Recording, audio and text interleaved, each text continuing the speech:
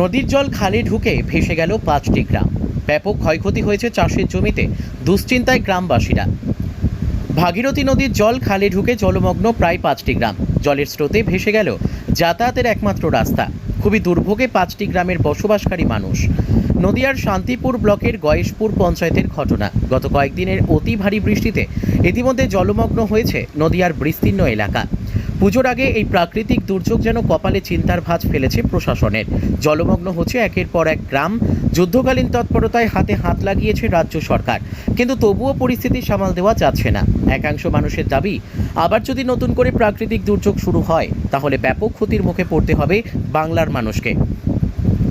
যদিও শান্তিপুর গয়েশপুর পঞ্চায়েতের ৫টি গ্রামের একই অবস্থা। বিঘার পর বিঘা চাষের জমিতে ঢুকে গেছে নদীর জল।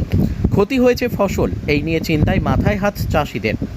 অন্যদিকে একাধিক গ্রামে জল ঢুকে যাওয়াতে রীতিমতো রাতের ঘুম উড়েছে তাদের। এমন পরিস্থিতিতে জল যন্ত্রণায় রয়েছে গ্রামের মানুষগুলি। পারাপারের জন্য করা হয়েছে অস্থায়ী ঘাট। সেখান দিয়েই সাধারণ মানুষ যাতায়াত করছেন গ্রামে পৌঁছানোর জন্য। সব মিলিয়ে শান্তিপুর গয়েশপুর পঞ্চায়েতের বর্তমান পরিস্থিতি খুবই খারাপের দিকে। এখন দেখার, জল যন্ত্রণা থেকে কবে ৫টি গ্রামের মানুষ মুক্তি পায়, নাকি নতুন করে আবার পড়তে হয় বিপদের মুখে। তবে চোখে মুখে এখনো আতঙ্কের ছাপ কাটছে না বসবাসকারীদের। দাদা, নৌকা করে পার হতে হচ্ছে কেন? নৌকা করে কেন পার হতে হচ্ছে? এই রাস্তা ডুবে গেছে। আচ্ছা, কবে থেকে এই জল উঠেছে? আর 4 দিন। এই ভাগীরথীর জল বাড়ার পরেই? হ্যাঁ হ্যাঁ, এখন নৌকাই ভরসা? এখন নৌকাই ভরসা। কটা গ্রাম আছে ওপারে? ওপরে 4টে। তাহলে 4টে গ্রামের মানুষ এখানে নৌকাতেই যেতে হতে? হ্যাঁ, কতটা দুশ্চিন্তার মধ্যে আছেন? বিরাট দুশ্চিন্তায়। মানে আর একটু বাড়লি তা আরো বিপদ হতো। তাহলে চাষের জমি সমস্ত কিছু জলের তলে? সব ডুবে গেছে। আর জল কি আরো বাড়ছে? আমাদের সব চড়া এলাকা তো, সব ডুবে গেছে। হ্যাঁ, জল আজকে একটু মরা আছে। তাহলে এখন এই নৌকাতেই ভরসা? হ্যাঁ, নৌকাতেই ভরসা। কি নাম আপনার? আমার নাম বিকাশ সিংহ রায়, কোন জায়গায় বাড়ি? বয়স্পুর। দাদা, আপনারা তো চাষি। এই যে জল বাড়ার কারণে কতটা ক্ষতি হয়েছে?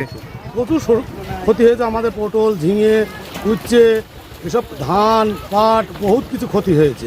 বেশ কয়েকটা গ্রাম তো প্লাবিত হয়েছে। 5টা গ্রাম একদম ফ্ল্যাট হয়ে গেছে, দিয়ে খুব মানে লোকের দুর্যোগ আছে।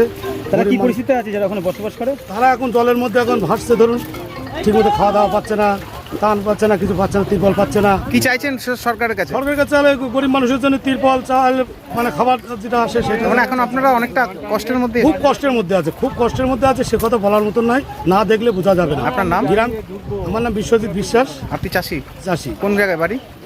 গয়েশপুর অঞ্চলে। এই যে জলের স্রোত, কতগুলো গ্রাম জলমগ্ন হয়েছে? 5টি গ্রাম জলমগ্ন হয়েছে। এখন কি পরিস্থিতি গ্রামগুলোর? পরিস্থিতি ভয়ানক খারাপ অবস্থায় আছে। আচ্ছা, এই জলের তো গতিবেগ প্রচুর দেখা যাচ্ছে। এরপরে যদি বেশি জল হয়ে যায়, গ্রামের লোককে ডাঙায় শিফট করতে হবে। আচ্ছা, যে গ্রামগুলি জলমগ্ন হয়েছে তারা আশ্রয় নিয়েছে কোথায়? আসলে গ্রামের মধ্যেই আছে, ডাঙা জায়গাগুলো, উঁচু জায়গাগুলোর মধ্যে আছে সব। আচ্ছা, সরকারিভাবে কোনো সহযোগিতা পাচ্ছে তারা? সরকারিভাবে সহযোগিতা তেমন কোনো এখনো কিছু হয়নি। তবে আমাদের বিধায়ক সাহেব কিছু প্রকল্পত্র দিয়েছিল, সেগুলো গ্রামের মধ্যে দেওয়া হবে। আবার যদি প্রাকৃতিক দুর্যোগ হয় তাহলে তো ভয়ানক আকার নিতে পারে। আকার নেবে মানে নিয়ে বসে আছে তো, সমস্ত গ্রামের মানুষকে বিপদে পড়ে আছে। চাষের জমি সব ডুবে গিয়েছে। তারপরে এই যে জল খাবগুলো, সাপ ফাপ, যা পোকা মাকড়, সব গ্রামে বিপদে পড়ছে। এটা মর্মান্তিক অবস্থার মধ্যে পড়ে আছে। মানে এখন খুবই চিন্তায় রয়েছেন? খুবই চিন্তায়, দুশ্চিন্তার মধ্যে ভুগছে গ্রামের মানুষ। আচ্ছা, এই পঞ্চায়েতের নাম কি? গয়েশপুর অঞ্চল। এর মধ্যে 5টা গ্রাম? 5টা গ্রাম আছে। আপনার নাম? আমার নাম সনোয়ার হোসেন মন্ডল। আপনি? তৃণমূল কংগ্রেসের অঞ্চল কনভেনর।